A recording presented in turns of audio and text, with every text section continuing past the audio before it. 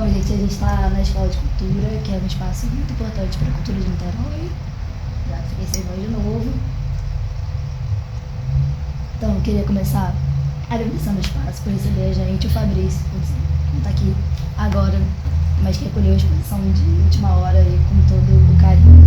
É um pouco grande, né, do espaço, mas coube.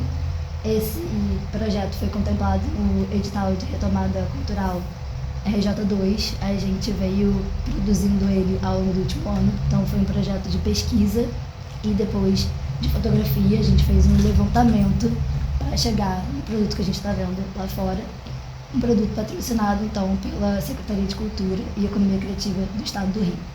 É importante falar para a gente pontuar esse ponto. O objetivo dessa aula de conversa era contar um pouco para vocês o que vocês estão vendo lá fora, que vem dessa pesquisa que mapeou o Rio de Janeiro primeiro, o estado do Rio. Era importante para a gente olhar de que forma se deu a colonização e a ocupação urbana do nosso estado, para a gente perceber que não é só um sintoma da cidade do Rio, que é o nosso foco no final. Então a gente está em uma pesquisa que em breve vai estar no site, depois que a gente colher o material de hoje, da conversa, das dúvidas que surgirem, que vão participar do texto. A gente vai ter um PDF lá no site, no meu site, esqueci de falar, no meu site, onde vai ter essa exposição. E aí lá a gente tem uma aba com as fotos, com áudio, descrição, e o PDF entra em breve, falando um pouco desse panorama do nosso estado e levantando outras construções, algumas hoje em dia já como ponto turístico, outras em abandono completo, em estado ruim ou em ruínas, que é o que a gente está vendo lá. A exposição ali tem 5 lugares, todos no centro do Rio, todos concentrados. Foram escolhidos muito pelo nível de proximidade que a gente podia ter com aqueles lugares. Isso foi uma coisa que acabou curando a nossa exposição, no princípio fotográfico.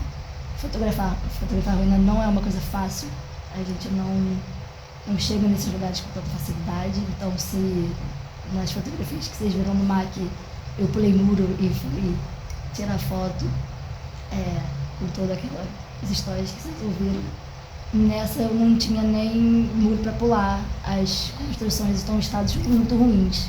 Só um instante. A maioria com risco de desabamento. E aí, a gente pode entrar aqui em vários aspectos, porque são construções no meio do movimento urbano. A gente tem ali um prédio na frente da esqueci o nome.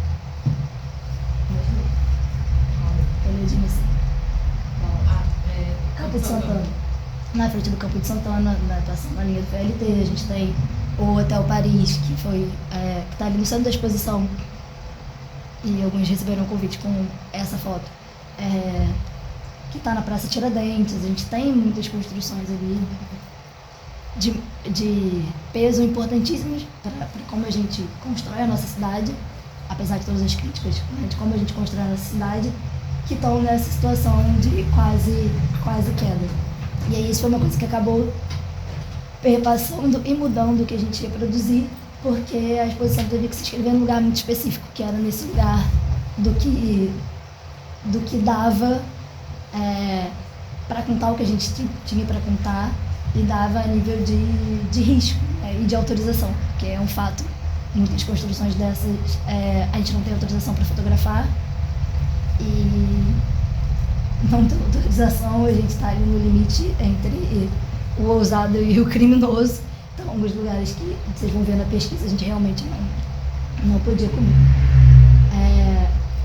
Acho que é importante falar que a ruína é o meu objeto de pesquisa já há muitos anos. Eu pesquiso desde a graduação.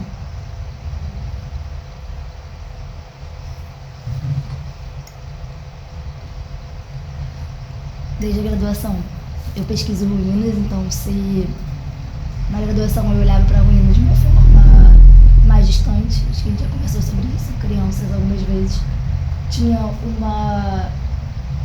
um cenário de guerra, era construído, né, costurado por uma fotógrafa francesa que trabalhava com a guerra. No mestrado eu fui trabalhar com as meninas da minha família, né, na casa que os meus avós construíram para criarem a família, mamãe e minha tia.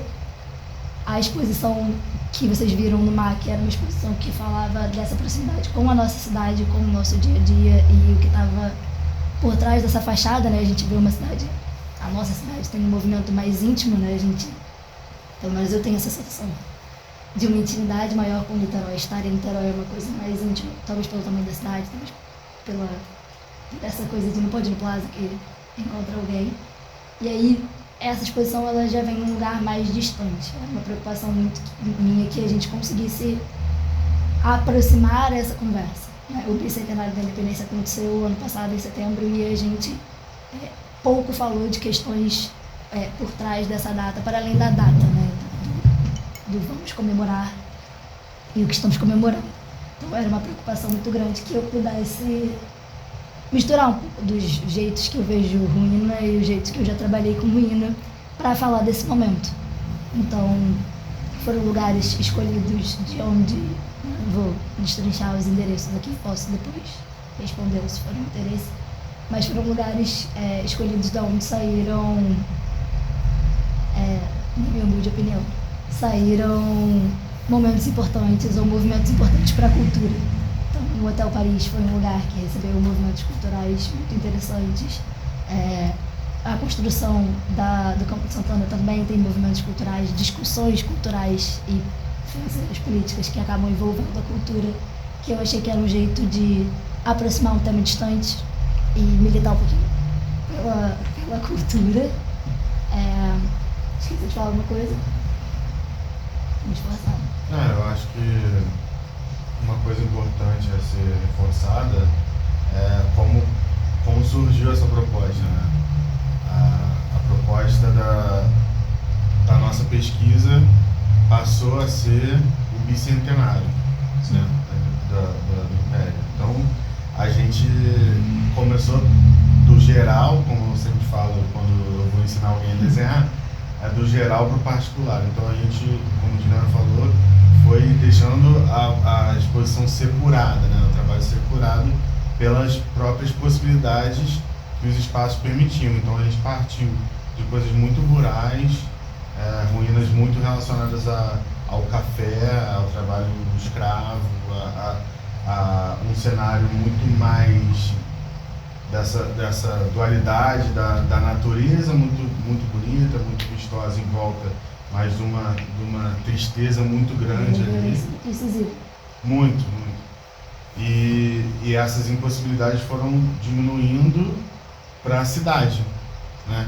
E para um bairro da cidade. Só que esse bairro da cidade ele continua contando todas essas histórias em volta.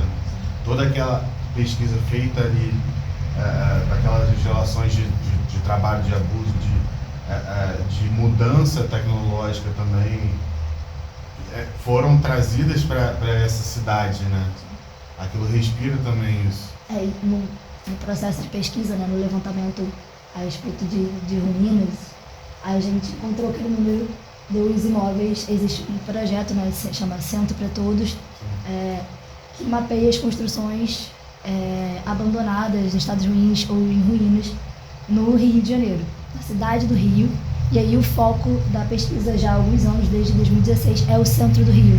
O tamanho é o material a ser levantado ali, e até o momento são 500 construções de importância histórica abandonadas. A gente pensando só no centro do Rio é uma coisa considerável, ainda mais no cenário que a gente vê. A gente volta e meia vê uma construção no Saara que pegou fogo, a gente vê uma fachada que caiu, ou uma obra do VLT que encontra alguma coisa e derruba outra e vai passando, né? É uma cidade, é um centro muito costurados de momentos muito diferentes. Não, é isso, eu acho que essa questão também é importante observar, que apesar dessa proximidade, apesar dessa contemporaneidade que fica circulando esses espaços o tempo inteiro, continua muito abandonado, né? Então tem essa questão também da nossa história estar ali se desfazendo para poder criar uma coisa nova, né? E isso às vezes é bom, né? Principalmente pensando nessas relações, do que acontecia nesse espaço, e às vezes não é bom pelo que surge ali, né? O que deixa de ser um prédio histórico e passa a ser um prédio de uma mega empresa. Então acho que isso também é dito ali quando você vê certos aprisionamentos de identidade e às vezes certas distorções dessas identidades, né? É uma coisa que está assumindo a olho nu, assim, né? E eu acho que essa exposição é importante também porque evidencia esse sumiço, né? Esse sumiço de toda essa história e ao mesmo tempo de toda a história que a gente não queria saber que existe, né? Um programa político de apagamento, né? Era uma preocupação muito pessoal minha, esse movimento de apagamento, que a gente começou em alguns momentos de escolher as construções e tal. Muitas vezes são fachadas tombadas e ficam presas nessas licitações que não acontecem, ou são vistoriadas e nunca recebem os avais necessários para proteção, ou então existe, na São Luís a gente vê muito esse lado da fachada preservada no interior, descoberto, né, que morre, e é uma questão também trazer isso, porque particularmente me desagrada profundamente esse retirado interior da casa, dessa caixa aí, que pode trazer várias histórias, pensando como pesquisador. Eu acho que, vou falar, acho interessante também pontuar que o Guilherme falou essa coisa da pesquisa anterior ser mais rural, né, e aí de conforme a pesquisa foi acontecendo, ela foi se concentrando, mas essa história não deixou de estar ali presente, né? E aí tem uma história que, enquanto vocês falavam, eu lembrei, que eu acho que é importante a gente frisar aqui, que é aquele prédio do Campo Santana, perto do Campo Santana que a gente está, que é o prédio do banner, né, o prédio que vocês receberam no convite. Ele é um prédio, é isso que a Juliana falou, ele é um prédio importante culturalmente, né, imperial e tal. E aí, quando a gente estava lá fotografando, passou uma pessoa dizendo, não pode entrar, alguma coisa desse sentido, uma pessoa em situação de rua, que estava se manifestando em relação a não poder usar aquele espaço. Mas usa e aí ele comentou de uma outra construção também, que a galera tentou ocupar para morar mesmo, para ter onde minimamente existir nessa cidade. E aí eu acho que esse é um link muito curioso assim, com essa atualidade. Na hora que a gente estava fotografando esse projeto, essa pessoa, né, falou sobre ainda hoje a impossibilidade de acesso a esse prédio que hoje em dia já não é mais quase nada, né? Que em algum momento foi muito importante para a cultura e para uma elite, e aí hoje em dia... E ainda assim não é. E aí é isso, né? Tipo, a gente já não tem mais acesso, a elite já não tem mais acesso também, ninguém tem mais acesso a esse prédio, mas assim, como que a gente também, né? Essas pessoas que a gente viu lá atrás, que não tinham assim, não fizeram parte dessa história do prédio ali, né? Faziam parte, mas não estavam... não usufruíam desses lugares, ainda hoje não usufruem. A ironia da palavra é uma curiosidade e é uma coisa que sempre acontece. Todas as vezes que eu estive em visitas fotográficas, eu escutei esse tipo de comentário de alguma forma, né? A gente já, naquele no centro, né, na outra exposição, a gente fez a visita a um prédio bem grande atrás do restaurante popular, em que a gente foi abordado dessa forma e de quando entrar, a gente incomodar pessoas em situação de rua que estavam ali, né, dormindo, e acho que estavam comendo, né, não estavam nem dormindo, estavam ali num espaço de intimidade, se tornou um espaço de intimidade para eles. Acho que essa que é a importância. Aqueles que invadiram, né? Ali já era um espaço de intimidade. Já é o segundo invasor. A pessoa invadiu o prédio e ali se tornou um espaço de intimidade, e você que entra está violando a intimidade do outro. Aí foi muito marcante também, né? essa em específico é que é um prédio que está todo, acho que chama saia de proteção. São umas coisinhas assim que protegem o prédio em vários níveis. É um prédio que dá para ver na foto, né? A própria estrutura do topo, do teto já está toda aberta. Logo embaixo tem uma primeira saia que está protegendo as primeiras janelas. Mais abaixo tem a segunda faixa de janelas, tem outra saia. Vai descendo lá embaixo, era uma muito grande, né? A calçada inteira, uns 2 metros ali. Sim. E aí, ao invés de ser uma tela, já é madeira. Então, assim, é constante, uma queda constante. Em algum lugar tinha a sinalização do risco de queda. Eu cheguei a fotografar. Em algum lugar tinha esse risco de queda. E você olhando lá para dentro, você vê que realmente não tem mais construção. Assim, não tem mesmo. Ainda assim, o rapaz estava reivindicando esse espaço para ocupar, né? Então, falando sobre isso. Eu acho curioso essa coisa que você falou, por exemplo, do tombamento histórico, né? Que, tipo assim, ele é tombado, então ele não pode ser mexido, ele não pode se fazer alguma coisa com ele, mas aí também a prefeitura não faz para... Então você não utiliza aquele espaço e impede outras pessoas que necessitam de algum espaço dentro da cidade para viver, de ter o seu espaço. Acho que é muito por isso também que uma exposição dessa é muito importante, porque passa do só posso assistir isso aqui e ver isso aqui se desfazer e lamentar por como poderia ter sido, ou posso gerar reflexão, posso gerar debate a partir de arte, né? Então acho que esse poder, assim, essa reflexão que ele gerou em vocês está acontecendo aqui também. Então acho muito importante.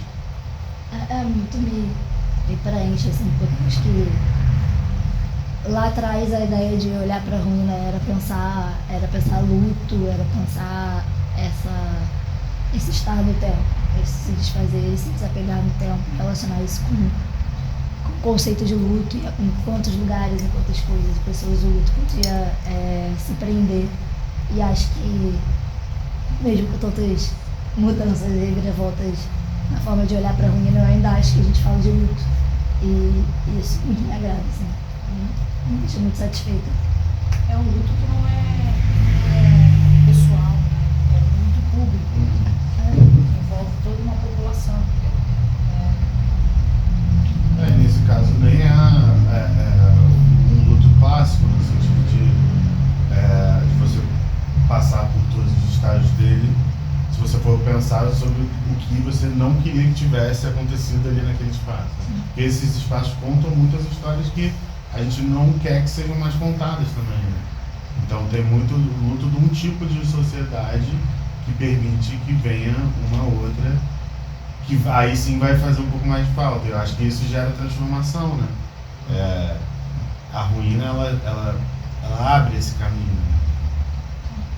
Mas a própria ruína em si, ela passa uma mensagem, né? Porque, assim, para ter chegado na ruína, tem que ter alguém que permitiu chegar nessa ruína, escolhendo que outros, em detrimento a outros prédios, por exemplo, que não chegassem. Sim. Não, isso, acho que por si só é um símbolo, né? Historicamente, a gente tem o uso da ruína como símbolo. A ruína fantasia é usada para ilustrar a história deste mundo. Relatos históricos no levantamento, a gente esbarra nisso muitas vezes, de como é esse símbolo, um símbolo esteticamente construído. E tem essa noção do domínio também, né? Esse abandono pelo domínio. Então, se em outros momentos da história o deixar tal cidade em ruínas era significar extinguir aquela cultura, a gente chega um pouco perto disso, né? Existem apagamentos políticos sociais que são feitos constantemente na nossa sociedade. É um fato. Eu acho que é bem isso. É uma denúncia de uma passagem de tempo, com certeza. Gente, fiquem à vontade. Se alguém quiser fazer alguma pergunta, vocês podem perguntar o que vocês quiserem. Não tinha pensado em abrir um momento de pergunta. Eu acho que se vocês tiverem alguma coisa para perguntar, vocês podem perguntar. Fiquem à vontade. Eu vou fazer uma pergunta. Faça. Mamãe 2. Aliás, eu quero fazer duas. Essa é a minha segunda mãe, gente. Eu vou fazer duas perguntas. eu queria que você falasse um pouco mais desse seu projeto inicial, que é de você ter escolhido a ruína como objeto de pesquisa. Você falou um pouquinho mais sobre isso ali. E a segunda pergunta é quando você vai em busca do futuro? Não precisa responder primeiro, você não precisa. Não. Queria saber, porque agora você falando em ruína, e lembrando do seu sobrenome italiano, das suas origens italianas, de repente eu achei que o seu futuro pode estar em umas ruínas lá na Itália. Ai, podia, né? Estava O que você acha? Já sonhou com isso tudo, né? Então, ao invés de jogar no lixo, né? O que você acha? Não, eu estou falando para você ir para encarar. Mas assim, você pretende continuar isso? Porque assim, você falou primeiro, começou com um projeto muito familiar, de repente você foi para a cidade, de repente você foi para o estado. Você pretende continuar isso? Não, Não? não. Eu pretendo virar para o mais íntimo, na verdade. Há pouco tempo,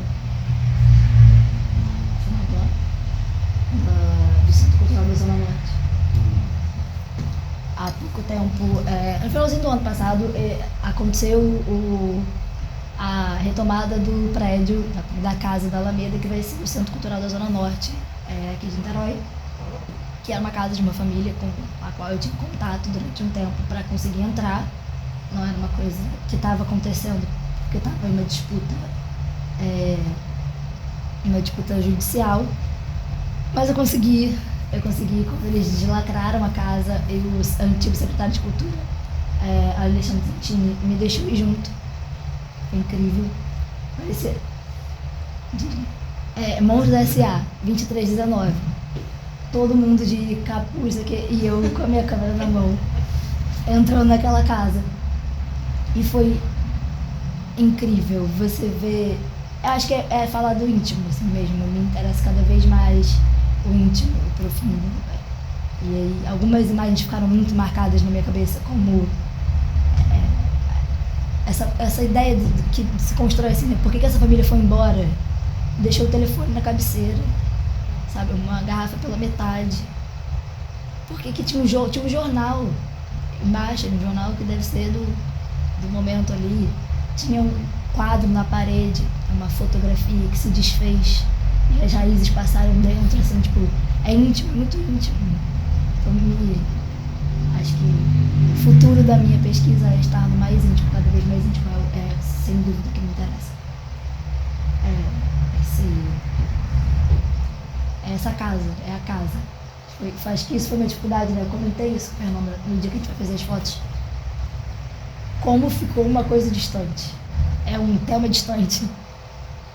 A nível de aprofundamento, eu acho distante. Era distante o jeito de conseguir a entrada, de conseguir a comunicação, de conseguir a autorização. Tudo estava muito distante. Foi um exercício de distância muito, muito.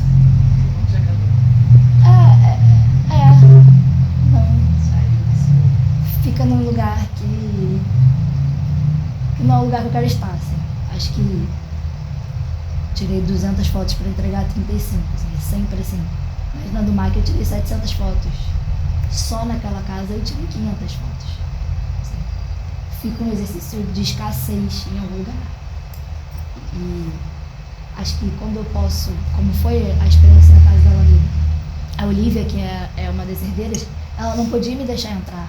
Mas ela podia me dizer sobre a casa, ela podia me contar a história, ela podia me falar, tenta estar lá no primeiro minuto que você vai se surpreender. E realmente foi, tipo, eles abriram a casa e eu estava atrás com a câmera e era uma família, e eles tinham tido o direito de estar na casa poucos dias antes, uma coisa assim, bem próxima. E eles fizeram uma seleção do que ia ficar ainda, então tinha os lugares, os buracos na parede, do quadro que ficou ali 10 anos e não estava mais, então assim, me interessa muito mais. Eu queria saber o que você vê disso aí que te faz chorar, que te fez começar, o que você começou aqui. Porque essa distância foi um desafio, beleza. Mas eu acho que o próprio tema é desafiador a esse ponto em nível, assim, eu acho que você, em muitos aspectos, chegou muito perto daí. Queria saber se você concorda e como ou não. Vou responder o que eu vejo. Aí você me diz se sim ou não. Não, eu já respondi, eu acho que sim. Não, acho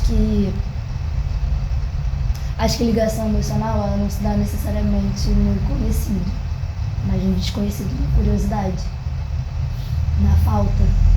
Quando alguém fala que queria uma casa, que aquilo ali poderia ser a casa.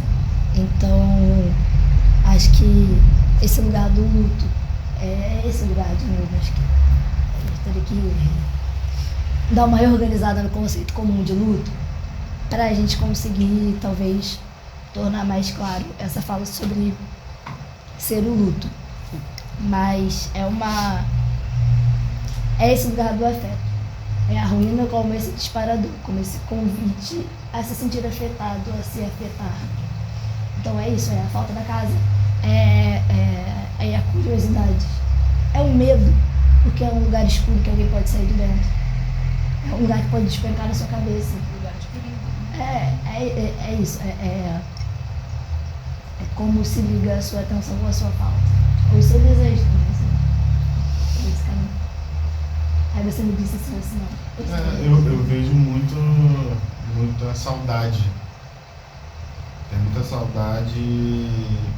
Acho que essa exposição em específico tem uma coisa muito especial, que é uma saudade que não é sua. Que você não se relaciona com ela, mas eu sinto ela ali. Tipo, esse negócio que a Fernanda falou. Tipo, é uma saudade que vem dos outros. Eu acho que é por isso que eu acho essa exposição muito interessante por ser distante, né? Tem uma coisa que é sua, mas ao mesmo tempo tem uma coisa que você pegou emprestada, sabe? Eu acho isso muito um desafio realmente, mas eu acho que foi muito bem feito, assim. Acho que ela fica nesse lugar do eu não gostei muito, porque talvez a minha saudade não tenha sido saciada da forma como foi nas minhas outras experiências, né? Apesar de ter sido difícil, porque sempre é, de terem tido casas e lugares que a gente foi e que eu não podia entrar e que eu tinha que correr, fugir. Apesar disso, eu acho que de alguma forma a minha saudade esteve meu afeto, a minha conexão se deu, porque eu matei o meu desejo. Acho que ficou muito nesse lugar. A gente deu de cara com tela, portão, grade o dia inteiro, sabe? Eu falei pros meninos, pra eu matar minha curiosidade como era dentro, eu arranhei a lente da câmera. Tipo assim, porque eu queria ver o que tinha lá, e mesmo assim a gente vê um negocinho, sabe? É disso que eu tô falando. A saudade não é sua, assim como não é de quem não deixa. O arranhar a lente da câmera pra olhar o que tem dentro não tem muito a ver com lidar com o luto? Sim. Não tô falando que não, no sentido geral de não existe alguma coisa. Existe, mas é um lugar de desconforto. Não é o lugar do pessoalmente, sentir nos outros produtos, das produções, o que foi o resultado daquilo se deu um lugar de satisfação. O lugar esse se dá um lugar da frustração, talvez. Na contentação ali do... Mas isso também não é uma ressignificação do luto. Não disse que não. Disse que não. Tô dizendo que sim, menina. Tô concordando com você. Só tô dizendo que é isso. A minha queridinha que vocês não viram ainda. Jogada de marketing. Não, mentira. É a outra. Eu acho que reforça a sensação do cara querer poder estar ali, entrar ali, viver ali, morrer ali e não poder, né? Esse incômodo, ele tá muito evidente não só nas fotos, como no próprio fazer das fotos, no próprio circular que eles passam. Por isso que eu acho que é muito interessante que desagrade também. Acho que o próprio movimento da cidade, que é muito diferente. Uhum. A gente tende a escolher feriados, finais de semana, dias que sejam mais tranquilos pelo movimento da rua, porque vivemos em estado confinado. E mesmo assim, o movimento de domingo à tarde no centro do Rio estava enlouquecedor. Da gente ter Bem, que parar. O processo te desagradou, mas e o resultado? Particularmente, eu não sou uma pessoa que me agrada que apresenta. Importante deixar claro. Aí você chegou onde queria? Sim, acho que sim, acho que com as possibilidades que se apresentaram, sim. Existe E a arte não foi feita para incomodar? Incomodou o artista. profundamente. Pronto, cumpriu o objetivo. Acho que é isso, acho que no lugar que se apresentou, agrada. Por que desagrada? Exatamente. E a gente vai amar ou odiar essas fotos. Amar, odiar, lamentar, sofrer pelo que estamos perdendo. Falar que tem um azul lindo no meio da exposição. Porque na dor também há beleza, né? Essa é a verdade. E depois de todo esse processo, quando você olha para as ruínas, o luto que mais te afeta nelas? Me afeta mais o agora. É o lugar em que ela não se escreve. Eu ia falar de São Marcos. São Marcos é uma cidade que foi fundada e depois de passar o momento da barreira, é uma cidade que foi reorganizada ali como ruína para que fosse um parque de visitas e ingressos pagos. Tipo assim, esses lugares não são, sabe, acho que o luto nesse sentido está na impossibilidade. Não é o que você perdeu, não é o que você podia ser, é o não ser, é a impossibilidade de qualquer coisa, de ser a casa, de ser uma nova coisa, de voltar a ser o que era, que fosse. A gente tem o Cinema Icaraí, por exemplo, que eu não consegui entrar para tirar foto, mas que não é nada. Respondi? E como você se sente sobre a preparação para a estagnação? Tipo, eles precisam preparar esse ambiente para receber minimamente, para deixar daquele jeito. Então, assim, eles tiram a história de lá, de certa forma, assim como foi na casa, né, quando entrou o pessoal, os estudantes para tirar para depois poder receber vocês. Mas, assim, nesses grandes lugares, a preparação é bem maior, assim, mesmo, tipo, retira bastante coisa para estagnar, para deixar daquele jeito. Como você se sente sobre isso? Resposta egoísta. No exemplo da casa, uma vez que passei com a minha câmera, não estava muito preocupada. Mas tinha uma questão ali, por exemplo, que é assustadora, inclusive. No caso da casa, mesmo que você quisesse preservar alguma coisa para isso, para montar o centro de memória daquele lugar, as coisas se desfaziam na mão dos caras do 2319 lá que eu falei, de amarelo, laranja, capuz, máscara. Se desfazia na mão deles. Acho que a arte devia salvar dali não era salvável. E a parte das paredes e essas coisas que me interessam enquanto pele, enquanto textura, história, não são praticáveis. Você não pode, é insalubre mesmo, mofo, raiz. Então, tipo, é um lugar impalpável de novo, é o impossível. Isso faz parte do que me interessa, é o não é. Pra você ser outra coisa, você não vai ser o que você é agora. Se você voltar, você também não vai ser o que você é agora. O que você é agora não existe lugar, tem interesse social, tem essa recolocação social. E essas outras são isso. 80% do que está ali não tem nenhum outro destino a não ser cair, porque é rachados enormes, rachados no chão, uma janelinha verde. A gente parou para ver a janelinha verde porque eu estava olhando pro chão, tinha uma poça, um negócio assim, né? Eu fui andar pro lado, era um rachado que continuava, atravessava o asfalto e subia pra parede. Não adianta você querer nada com aquilo. Não adianta, você não vai lugar nenhum. Que é nesse sentido. Por incrível que pareça, algumas coisas que estão muito degradadas, se houvesse ação, ainda seria possível salvar.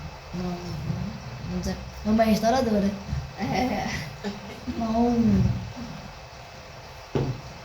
Não desacredito.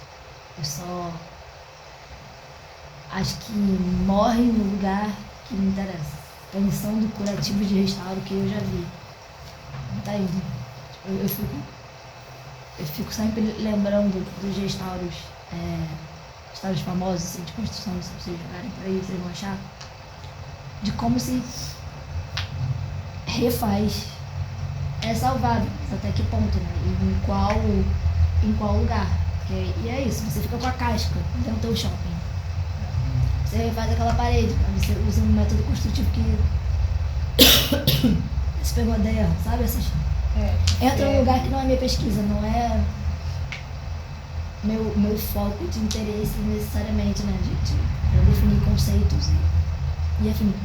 Mas pra mim fere alguma coisa do que me interessa, sabe? Um lugar que me aprofunda. Mas restauração é sempre uma coisa que me desloca ali. Isso que você falou tem a ver com deixar de ser esse não ser, né? A questão toda do trabalho, ela é o que não é. O que está faltando, o que você cria a partir dali, que você sente que já foi, né?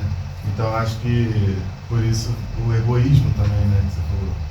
Porque se recuperou já não é o seu foco.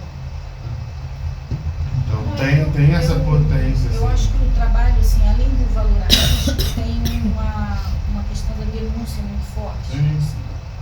E que aí, quando a gente olha para a denúncia a respeito do que está se degradando da história do nosso Estado, e a gente vê a cada dia uma parte significativa se perde, como a gente tem visto, as esculturas do Rio de Janeiro estão desaparecendo, estão sendo roubadas aos pedaços para ser vendida no ferro velho.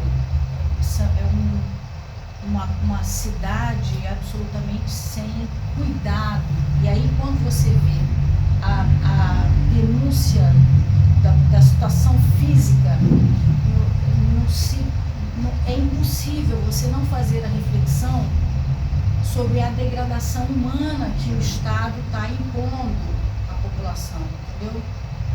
E aí a gente abre uma outra porta de discussão através desses elementos que estão, da história que está se perdendo. E da história que está se contando a partir dessa perda. E assim, se nós já fomos um Estado que basicamente turístico, né? O Rio de Janeiro, não só pela beleza física pela paisagem, né? A gente tinha uma carga histórica maravilhosa e a gente está cada dia empobrecendo. Você não é capaz de... Você vai e faz uma viagem para a Inglaterra, você chega num bairro comum, sem nenhuma... Quer dizer, a Inglaterra não deixa de ter história, né? A terra da Inglaterra é a história do mundo, tá ali, né? Como é, você vai para o Egito, não tem como não saber da história do mundo, né? Mas assim, cada lugar deve, por obrigação, preservar a sua história. E a gente está sendo esvaziado dessa história. Amanhã vira uma história da carochinha. Assim. Vou te contar aqui no Rio de Janeiro, houve isso, houve aquilo, e não sobra nada. Não está sobrando nada. Isso, e aí retornando para a questão do luto, isso é um luto social, é o luto de todos nós, sabe? É o luto do brasileiro. A questão política nesse trabalho é muito forte. Eu ia falar da Coxa de Retalhos, acho que o centro do Rio é esse projeto político do contar uma história, acho que em vários âmbitos, mas é também essa porção de acesso. Eu trabalhei ali na Praça Mauá durante muitos anos e a gente via muito isso de como era abrir um pedaço de história, não, esse a gente não vai contar. Concretar a história. Levantar o negócio, encontrar alguma coisa, tira, remove, fala que é show, certo? bota cá de lado. Se tiver, não é só esse abandono, é essa costura, isso não, isso sim, isso ali mais ou menos. A gente tem o próprio Instituto Pretos Novos, que é a história do centro do Rio de Janeiro, bancado por uma família. Bancado por uma família. Que no meio de centenas de vizinhos que encontraram a mesma coisa que eles encontraram. Para quem não conhece, esse Instituto Pretos Novos é um instituto feito na casa de uma família que foi fazer uma obra e encontrou um pedaço do maior cemitério do estado do Rio de Janeiro, segundo maior do Brasil, cemitério dos Pretos Novos, os escravizados chegados no Rio de Janeiro antes de serem vendidos. E foram os únicos daquela região que decidiram preservar aquilo e comprar uma briga para que aquilo se mantivesse.